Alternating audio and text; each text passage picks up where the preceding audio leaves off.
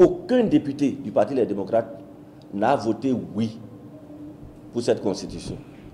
Et si aucun des 22 n'a voté oui, c'est que cette constitution-là ne passe pas.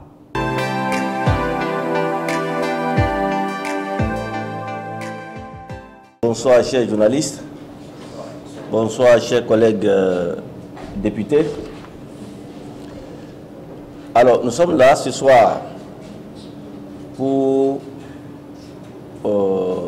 une conférence de presse par rapport à la situation qui a prévalu à l'Assemblée nationale depuis hier jusqu'au petit matin d'aujourd'hui.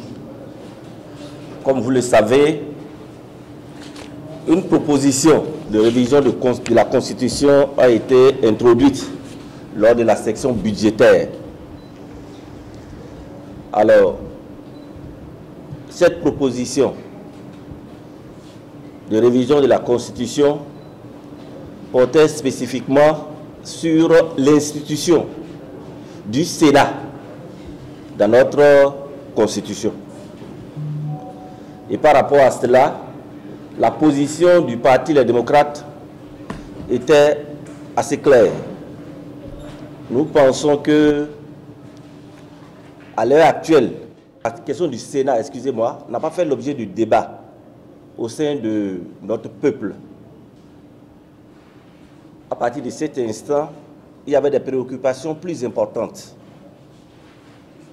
C'est la raison pour laquelle nous n'avons pas été favorables à l'idée de cette révision de la Constitution. Alors, je vais essayer d'expliquer un peu les étapes pour en arriver à l'adoption de cette Constitution. Je crois qu'il y a deux phases. Il y a la phase de la recevabilité de la Constitution, alors, et la phase de l'adoption. Au niveau de la phase de la recevabilité, pour que cela soit recevable, il fallait 3/4 des députés, soit 82 députés. Je crois que la mouvance avait ses 82 députés. Nous avons procédé au vote, mais avant le vote, nous avons décidé quel type de vote fallait-il. Est-ce que ce serait au bulletin secret ou à la tribune? Je crois que la majorité a proposé que le vote soit secret. Et au niveau de la minorité, nous avons souhaité que cela soit à la tribune. Ce qui nous a obligés d'aller au vote. Et comme ils sont majoritaires, d'accord, ils ont remporté le vote et nous avons été contraints d'aller au vote secret. Alors, lors de ce vote, on s'en est sorti avec 22 non et 87 oui. Vous comprenez? Ça veut dire donc tous les députés du groupe parlementaire Les Démocrates n'étaient pas favorables à la recevabilité de cette révision de la Constitution. Alors, une fois qu'ils ont eu 87 et nous n'avons eu que 22, ça veut dire que la révision de la Constitution est devenue recevable. Il faut passer alors à la seconde étape. Alors, à la seconde étape, puisque c'est au bulletin secret, nous sommes organisés pour que seulement sur les 22, que nous fassions des procurations pour que seulement 11 votent et chacun des 11 avait une procuration. Et c'est ça qui nous permettait d'avoir les 22 votes au complet. Rien ne pouvait nous empêcher, d'accord, de ne pas avoir les 22. Donc c'est sur cette base que nous sommes allés au vote pour l'adoption. Alors, lors de ce vote, les scrutateurs, il faut que je les nomme ici, c'est l'honorable Awanva Augustin et l'honorable Sofiatou Tchanou. Tous de la majorité présidentielle, parlementaire si vous voulez. Donc ce sont les deux scrutateurs, ceux qui étaient appelés alors à organiser cette élection-là. Alors, lors du vote, je peux vous assurer ici que les 22 députés ont voté non. Les 22 députés, d'accord, du groupe parlementaire Les Démocrates ont voté le non. Dans les conditions normales, les résultats devaient nous permettre d'obtenir 87 oui et 22 non. Lors du processus, qu'est-ce qui a pu se passer? Lorsque nous sommes vers la fin du vote, comme par enchantement, il y a eu une coupure d'électricité qui est venue arrêter le processus. Oui, une coupure d'électricité, comme on n'en a jamais eu. Et nous avons demandé alors à ce que le processus s'arrête. Mais malheureusement, le courant est revenu et ce processus a continué.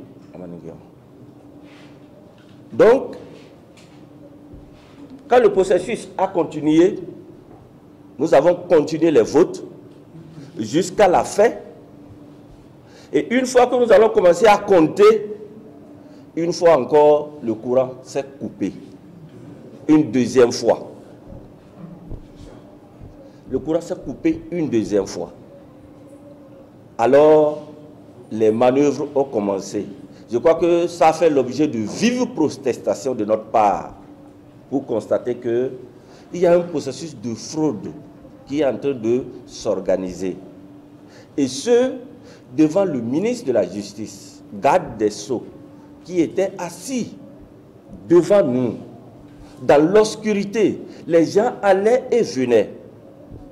Comment c'est possible pour un vote qu'on coupe l'électricité? Est-ce que ce vote-là n'est pas taché d'irrégularité? Est-ce que ce vote est encore crédible? C'est la raison pour laquelle nous avons demandé que le vote soit suspendu. Le courant est revenu. Il fallait encore recompter. Et c'est là on se rend compte que de 22, on est revenu à 18. Oui, on est revenu à 18. Le total faisait 108. On a protesté pour montrer que ça ne faisait pas les 109 que nous avons au début. Protestation sur protestation, on est revenu encore à 19. Je crois qu'il y a quelque chose qui ne va pas. Devant la République, où nous avons le président de l'Assemblée nationale, le ministre de la Justice, garde des Sceaux,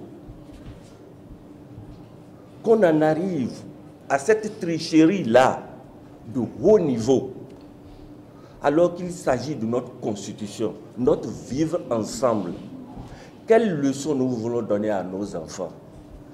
Quelle leçon nous voulons donner à la postérité? Je crois que c'est suffisamment grave.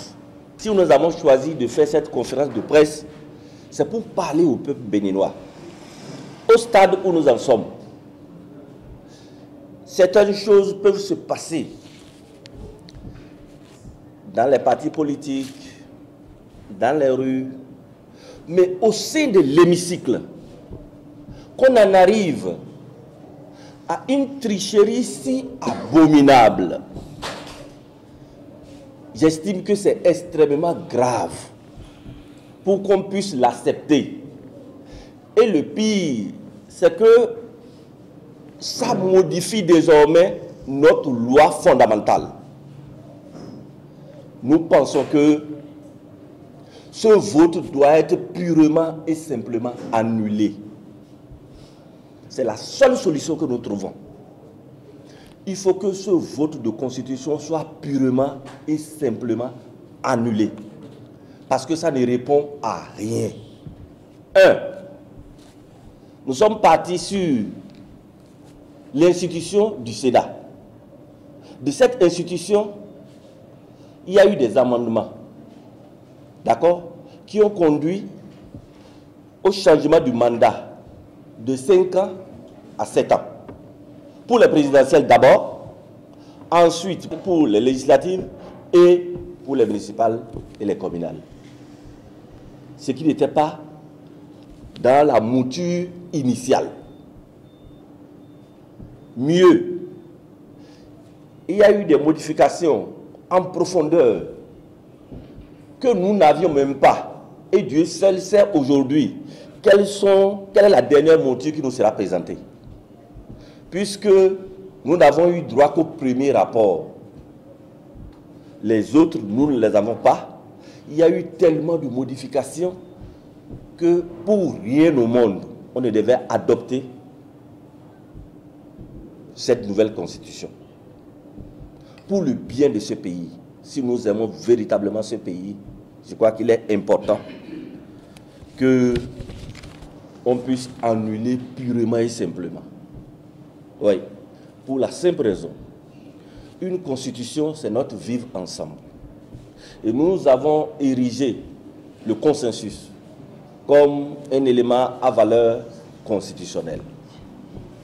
Il faut tout au moins réaliser un minimum de consensus. Si on ne l'a pas réalisé, au moins faisons les choses dans les règles de l'art. On ne peut pas avoir 22 députés qui aient véritablement voté, d'accord, et qu'on réduise les 22 à 19. Nous pensons que c'est de la tricherie. La tricherie au sommet de l'État, ce n'est pas bon. Ça ne nous honore guère. Notre République n'a pas besoin de ça. Et nous avons l'obligation, l'honnêteté intellectuelle de le dire. Oui, et c'est important pour nous. Et ce qui est intéressant, c'est la présence du ministre de la Justice. Et je crois personnellement avoir attiré son attention là-dessus pour dire, monsieur le ministre, je crois que vous avez vu ce qui se déroule devant vous. Oui, en tant que ministre de la Justice, vous ne pouvez pas accepter cela. Ce serait dans d'autres cieux, ça aurait pu entraîner ce à quoi on ne s'attendait pas au sein de l'hémicycle. Mais je crois que les députés du groupe parlementaire, les démocrates, ont pu se contenir. Oui, pour qu'on en arrive à ce que vous avez vu.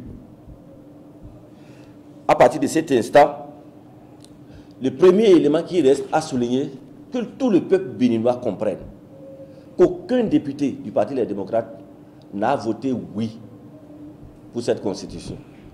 Et si aucun des 22 n'a voté oui, c'est que cette constitution-là ne passe pas. Oui, il n'y a que 87 qui ont voté oui et 22 qui ont voté non. Voilà pourquoi nous demandons l'annulation pure et simple. Nous pouvons reprendre ça à tout moment. Tous les députés sont là, disponibles. Oui.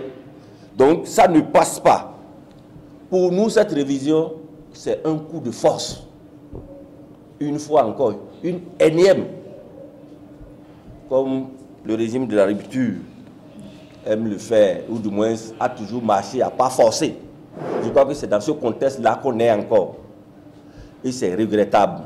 Pendant que nous sommes à une période électorale et qu'on en rajoute encore, dans quel intérêt? Et le président de l'Assemblée nationale, dans ce tohu-bohu, dans ce brouhaha, a le temps, d'accord, de dire les résultats. Je crois que ça ne répond à rien. Ça ne répond à rien et ça n'honore pas notre démocratie. Si quelque chose doit se passer véritablement, qu'on s'asseye et ensemble, les règles sont claires, chers amis, qu'on s'asseye au nom de la République, au nom de l'intérêt supérieur de cette nation, qu'on ne pousse pas le bouchon trop loin. Parce que nous pensons que là, on est allé loin. On est allé trop loin. Ce n'est pas bon pour nous. Et c'est la raison pour laquelle nous pensons que c'est l'annulation qui, pure et simple, de ce vote-là. C'est ce que nous exigeons. On ne demande pas autre chose. Cette révision de la... Nous pensons qu'il n'y a pas eu révision de la Constitution. Oui.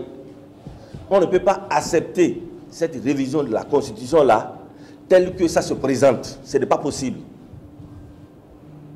Et nous avons apporté en son temps tous les éléments, d'accord, qui montrent que cette révision de la Constitution, dans les Sénats, soit c'est au suffrage universel, direct ou indirect. Ici, on désigne purement et simplement. Ce n'est pas normal. Ça ne se passe pas. Oui. Et mieux, on dit, sur 7 ans, il faut une trêve de 6 ans. Dans quel pays on est? Ça dépend à quoi? Donc tous ces éléments-là montrent que cette constitution ne peut pas être votée par les députés du Parti des démocrates. Donc c'est pour vous dire aujourd'hui que nous, députés du Parti des démocrates, nous n'avons pas voté, aucun d'entre nous n'a voté oui. C'est juste de la mascarade. Que ça soit clair pour tout le monde.